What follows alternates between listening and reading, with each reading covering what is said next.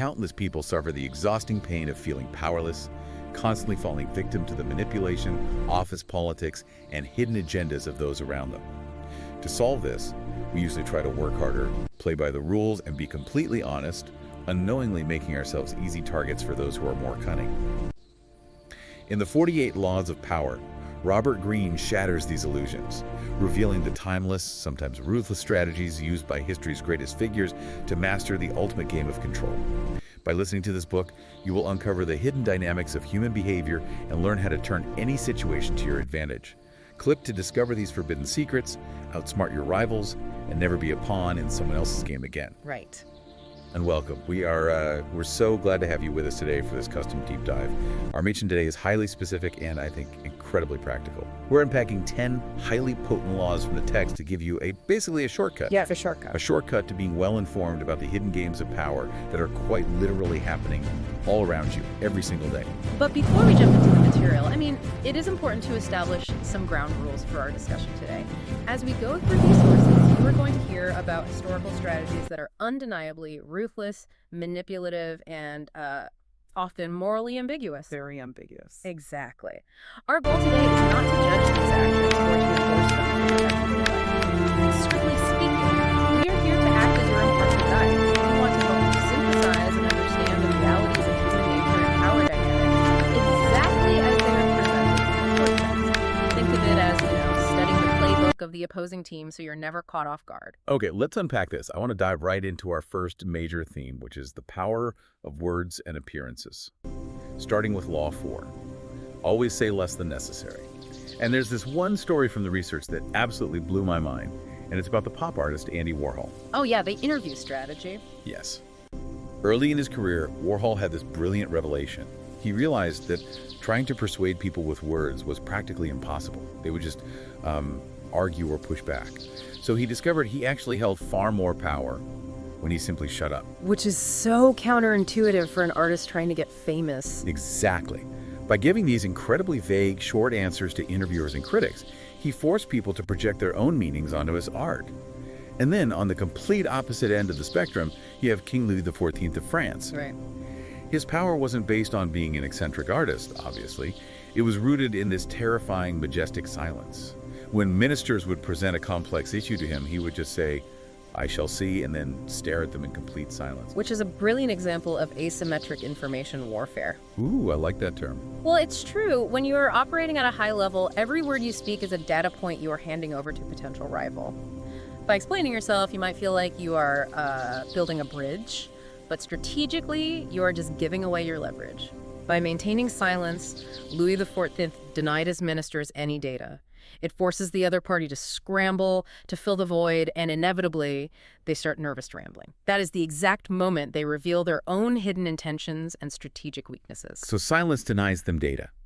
But what if you actively want to feed them bad data? Keep people off balance and in the dark. Conceal your Deploy intentions. smoke screens. You want to keep people completely off balance so they never have the Keep chance people to off prepare a balance defense. and in the dark. There's this incredible Deploy story in the smoke screens. text about a notorious con artist in the 1920s. Keep people off balance and in the dark. Yes, the yellow Deploy kid. smoke So screens. Warhol wanted to pull a massive financial scam. So he actually set Keep up a people off completely balance fake and in bank the dark. in Muncie, Deploy Indiana. smoke screens. He found out a real bank had recently relocated, so Keep he people rented off the empty balance building, and in the hired dark. local people to act Deploy as smoke tellers, screens. and even stocked the cages with fake money. It's just Keep people wild. off It really balance is. and in the dark. He used this Deploy incredibly smoke familiar, screens. boring front to lull his wealthy victim into a false Keep sense of people off security. balance and in the target dark. thought he was just Deploy executing a smoke standard screens. transaction in an everyday bank, totally missing Keep the trap. people off What's balance and fascinating in the dark. here is that the easiest Deploy way to smoke hide your screens. intentions isn't actually silence. Really? Yeah, silence can sometimes draw attention or make people highly suspicious.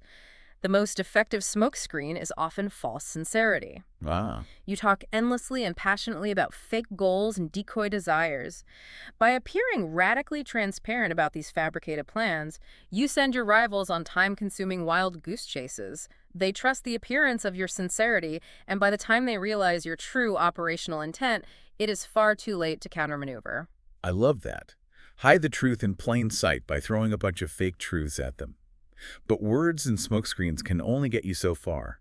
What happens when you are cornered and someone is demanding a change? You can't just stay silent, but arguing is dangerous. The text offers a brilliant physical workaround for this in Law 9. Win through your actions, never through argument. We are in Renaissance Florence, and Michelangelo is working on his massive statue of David. A classic case study in managing stakeholders. Definitely. So the mayor of Florence, Piero Soderini, comes into the studio to inspect it. Soderini fancies himself a real art connoisseur, and he complains to Michelangelo that the statue's nose is too big. A critique that, in almost any other context, would lead to a massive clash of egos. Exactly. But Michelangelo knew words wouldn't change the mayor's mind. So he quietly picked up some marble dust, climbed the scaffold, and positioned himself right at the statue's nose. He didn't even touch the nose. No. He started tapping his chisel lightly against the stone without actually altering the nose at all, and just let the marble dust fall from his hand. He then called down, "How's that?" Mayor Soderini declared, "It's perfect. You brought it to life." It's brilliant. It immediately made me think of modern web developers who intentionally build a decoy button into a website design, just so a micromanaging client has something obvious to critique and change, leaving the actual complex code alone. That is exactly the modern equivalent. What Michelangelo understood is that arguments trigger defensive posturing. If you argue, the other person digs their heels in to protect their pride. Physical demonstrations or actions, however, completely bypass the ego. Right. They physically make people feel your meaning without putting them on the defensive. You get exactly what you want, your work remains untouched, and the other person feels entirely validated. Here's where it gets really interesting, though. What if the person you're dealing with isn't just a critic, but the person who signs your paychecks? That brings us to navigating status and superiors, specifically Law 1, never outshine the master. The text provides two wildly different historical outcomes regarding this. The Fouquet and Galileo examples. Yes. First, we have Nicolas Fouquet, the finance minister for King Louis XIV. Fouquet threw the most spectacular party the world had ever seen at his chateau, pour le comte, to honor the king.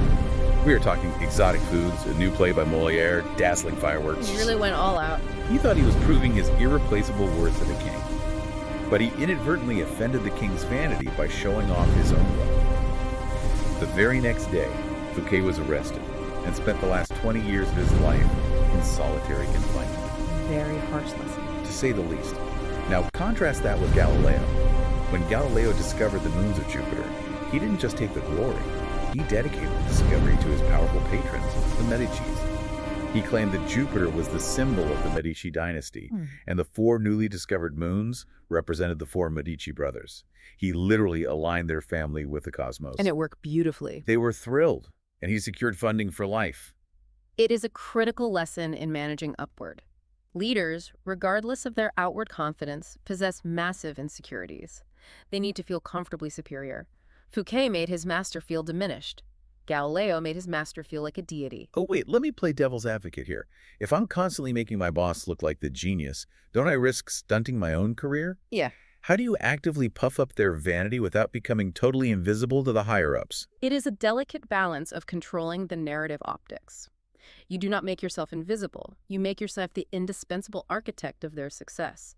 You frame your brilliant ideas as an extension of their overarching strategy. I see. When you do that, they will pull you up the ladder with them because your competence directly feeds their prestige. If you outshine them, you become a threat to be eliminated.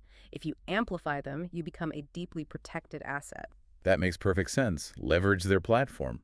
But what about your peers? It's not just the boss you have to worry about. Law 46 states, never appear too perfect.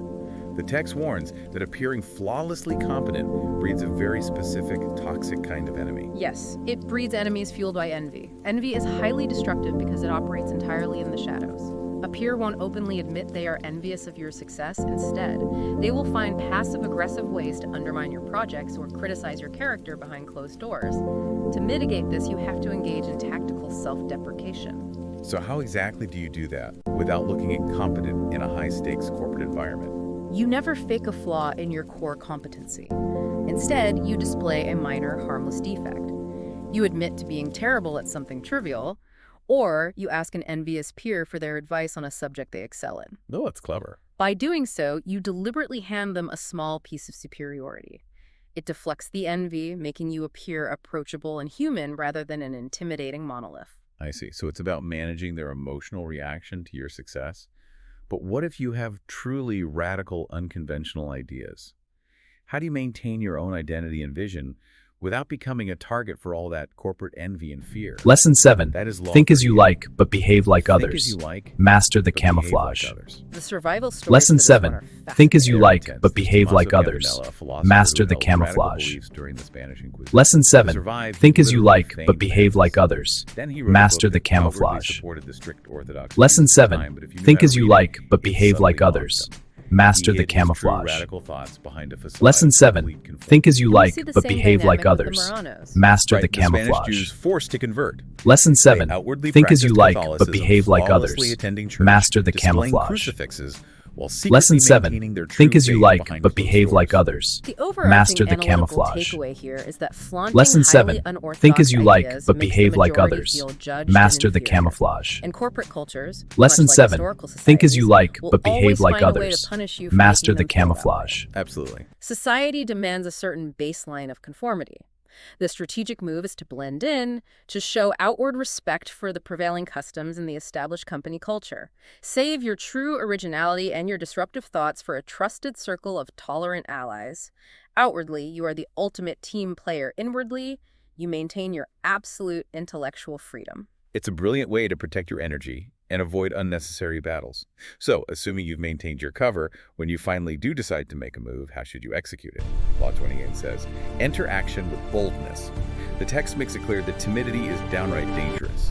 If you are unsure of a course of action, your hesitation will actually infect your execution. And the Christopher Columbus story illustrates this perfectly. Yes. When he petitioned the Spanish court to finance his incredibly risky voyage, he didn't go in hat in hand begging for a ship. He boldly demanded that he be given the title Grand Admiral of the Ocean. By setting a massive price on his own head, he commanded immediate respect. If we connect this to the bigger picture, audacity operates as a psychological shock and awe tactic. People have a highly attuned sixth sense for weakness. If you enter a negotiation showing a willingness to compromise right out of the gate, you immediately invite predators to carve you up. Right? But a bold, uncompromising move strikes fear, and fear rapidly translates into authority. Furthermore, the text points out that any mistakes you make through audacity can almost always be fixed by doubling down with even more audacity. Everyone admires the bold, absolutely no one honors the timid. Go big or go home. But while you're out there making these bold moves, you have to watch out for strategic traps. Law 40 warns us. Despotted for free, Despise yes, the free usually lunch. involves a We trick all or love a hidden free stuff, obligation. but the sources Pay the explain price. why Law what 40. is offered for Despotted free for is free, actually yes, incredibly usually dangerous. involves a trick It or a almost hidden always comes obligation. with a hidden obligation. Pay the price. Law Let's 40. look at Louis XIV Despotted time for He was free, a yes, master of usually this. involves An a absolute trick or a master hidden of using obligation. wealth as a weapon. Pay the He price. Law purposely 40. impoverished the Despotted for rebellious free, French yes, nobility usually involves by a trick forcing them to or a hidden spend heavily obligation. to maintain their Pay the status price. at Law his 40. lavish court. Despotted for free, Once yes, they were usually financially involves a drained, trick he would or a soften hidden them up with obligation. unexpected Pay the strategic price. Law generosity, 40. a well-paid Despotted for post free, a yes, son, usually a involves a coveted trick painting. or a hidden He used obligation. the free gifts to Pay completely the break price. their Law political 40. will to fight him. Despotted The for free, mechanism yes, at play usually here involves is a the heavy trick or burden a of hidden gratitude. obligation.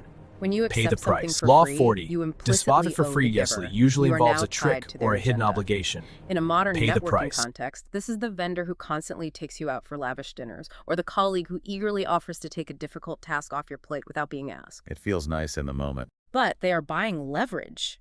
What has true strategic worth is worth paying for. By paying your own way, you steer clear of gratitude traps, guilt, and deceit. Generosity is often a Trojan horse for power. So protect yourself from hidden leverage. But what if the conflict is entirely out in the open? If you find yourself in a real declared fight, Greene sources don't pull any punches. Law 15 is perhaps one of the most ruthless. Crush your enemy. It is. The text explicitly warns you that stopping halfway, out of mercy or hope of future reconciliation, is a fatal operational mistake.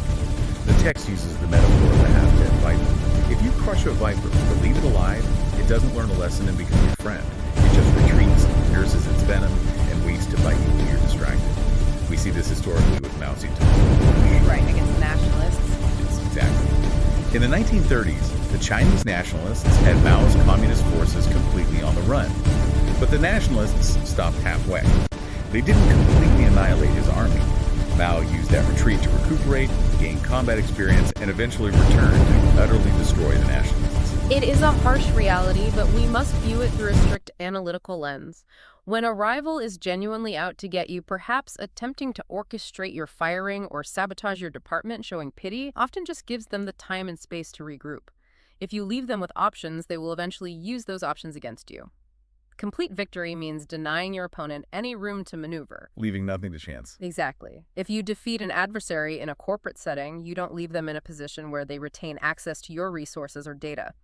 History repeatedly shows that leaving a resentful enemy with a pulse is a profound strategic error. So what does this all mean? How do we synthesize all these disparate laws, maintaining silence, utilizing boldness, denying maneuverability, hiding intentions? It culminates perfectly in our final focus, Law 48.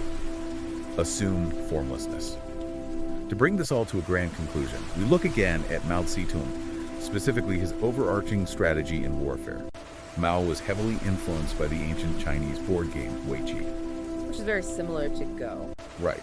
Unlike Western chess, which is highly linear and focuses on fixed formations and direct, predictable attacks, Weiqi is about surrounding the opponent through fluidity. Mao's forces didn't march in straight, predictable lines. Instead, they dispersed like water into the mountains, Giving them no target. They gave the enemy absolutely no solid target to hit. They would scatter, frustrate the opponent, and then suddenly coalesce into a concentrated, powerful force to strike precisely when the enemy was exhausted. This raises an important question for you to consider regarding your own operational strategies. How rigid are you? How predictable are your reactions to stress or conflict? The fundamental human instinct is to rely on past forms, to cling to fixed laws, and to execute processes the exact way they have always been done. But the text argues that the ultimate expression of power is total adaptability. By taking a visible, static shape, by having a highly predictable 5-year plan or a rigid corporate restructure, you open yourself up to targeted attacks. And become a sitting duck. Precisely. If you operate more like an agile methodology, remaining as fluid and formless as water, never betting on absolute stability, you become impossible to grasp. And if your rivals cannot grasp you, they cannot defeat you. Remember, everything changes. The only true constant is your capacity to adapt to new terrain. It's like the ultimate strategic cheat code. Don't be a sitting duck with a predictable playbook. Be water. Be formless. Exactly. And as we wrap up this analysis, I want to leave you with a final concept to mull over something that builds on the underlying psychology of everything we've discussed today. We spent this time examining how to manipulate appearances, how to outsmart rivals, and how to navigate the treacherous waters of human envy and office politics. But if the ultimate power truly is formlessness, and if the foundation of all these strategies requires mastering your own emotional reactions to deploy them effectively, then perhaps the greatest game of power isn't about conquering the people around you at all. Perhaps the ultimate conquest is over your own impulsive, predictable nature. Because if you cannot manage your own anger when provoked, your own vanity when flattered, or your own desperate need for validation who truly holds the power, if you don't even control your own reactions, aren't you just a pawn in your own mind? Thank you for watching. Now, please like and share, subscribe. Follow up the next video.